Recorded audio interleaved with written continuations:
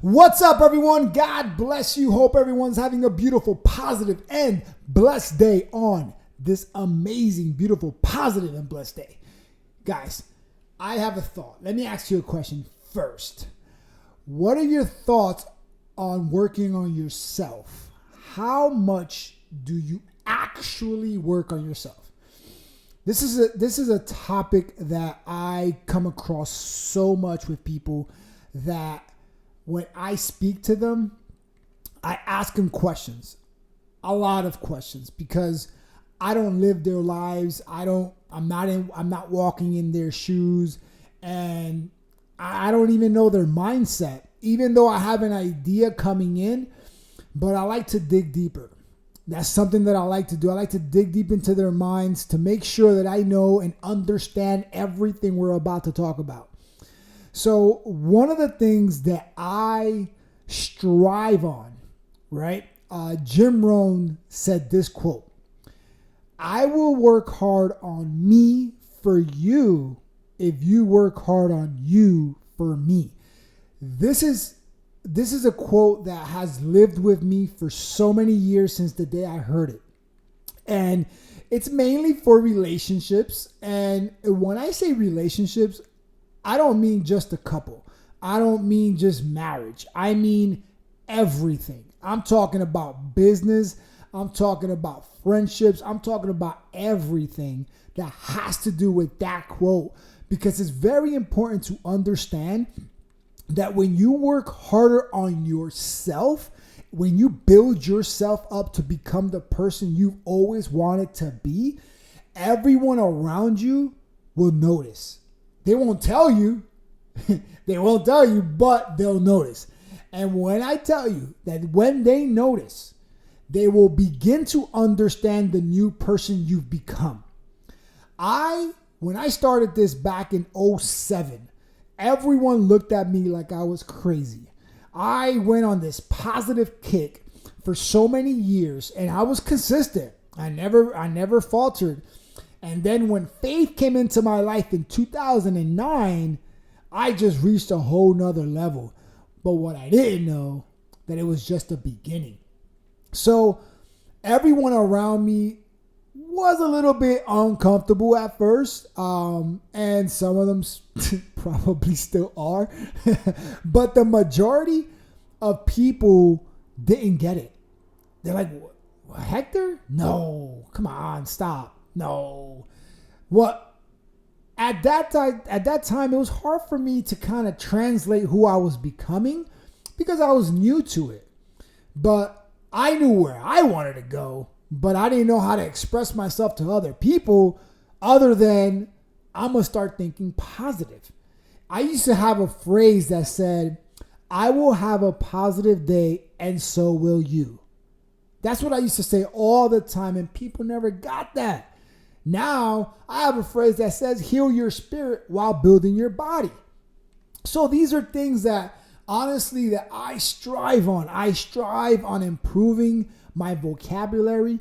I strive on communicating with people, because at the end of the day, if we want people to understand us, why don't we start working on us harder, stronger, better, so that they can understand us in our language? Did that make sense? So what am I saying? What I'm saying is, when you work harder on developing the strengths that you want to grow into, then everyone else around you will eventually catch up to you if that's what you want. But if that's not what you want, then you know what? Then you just settle for what you got. A lot of people settle for where they are right now just because they want to fit in. I've been there. I've done that. And honestly, it was cool at first. But when you start BSing yourself just to fit in, you're hurting yourself you're hurting yourself just to fit in. That's not good. It's not healthy. It's very unhealthy. It's going to put you in a very stressful state of mind. And that's not what you want. That's not where you want to go with that. And I don't agree with it. I had a flight once coming here to California a long time ago, and I met a therapist. And she was also a motivational speaker. She was probably, I think she was in her late 50s, early 60s or something like that. She was an amazing person, a great flight partner for me because I'm a communicator, so she's a communicator. So we just meshed. And I asked her once, and I said, listen, and this is after we had a good conversation. I was like, listen, I'm having a challenge right now communicating with my parents. I'm trying to help them understand where I am right now with my health.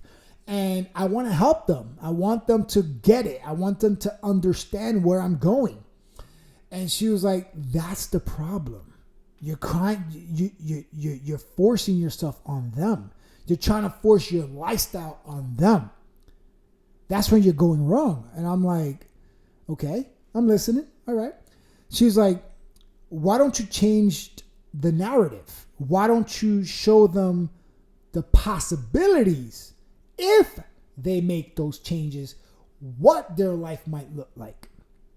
I was like, oh, I was like, yeah, that's good. That was showing the possibilities. That's such a beautiful, possibility was a word that I actually adopted into my vocabulary when I speak to people.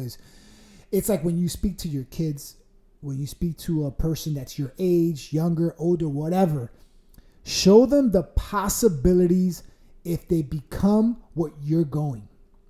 If they're living a negative lifestyle and you're living a positive lifestyle, obviously you should keep your distance, but not too far, because you still want to be at arm's length when they reach out to you. Because when they reach out to you, they're ready. They're ready to make that transformation just like you did. But the only way they'll do that is if you stay consistent. Are you staying consistent in the area that you live in right now? Are you actually focusing on empowering other people with the belief system that you've gained? Honestly, for me, guys, with positivity and faith, because I have to say it in that order because it's kind of where, faith to me is always first place anyway. But because of the positivity led me to see faith a lot clearer, and then everything else just manifested from there. So I'm here sitting down today, because I can't say standing here. So I'm sitting here today and I'm asking myself, how do I relay this message to all of you to understand that your quality of life isn't and shouldn't be negotiated for anyone. But when you allow yourself to improve yourself for someone else, because once you make that adjustment, you're not doing it for them, you're doing it for yourself so that they can see why this change matters. And I honestly, change is a scary word for a lot of people, so I like to use improvement. So when you improve the quality of your life, other people will take notice. But you got to stay consistent, because if you're on and off type of person, people are not going to take you seriously. So I'm here to tell you guys, own your path. Own where you're going. Own where you're at. Own every single part of your life, and I promise you that eventually people will catch up. Don't make people walk with you yet. Eventually they will catch up, because there's a phrase that I came up with, that there's a reason why people have a head start. There's a reason why people are ahead of you, is because they got a head start. That's the reason why people are ahead of you.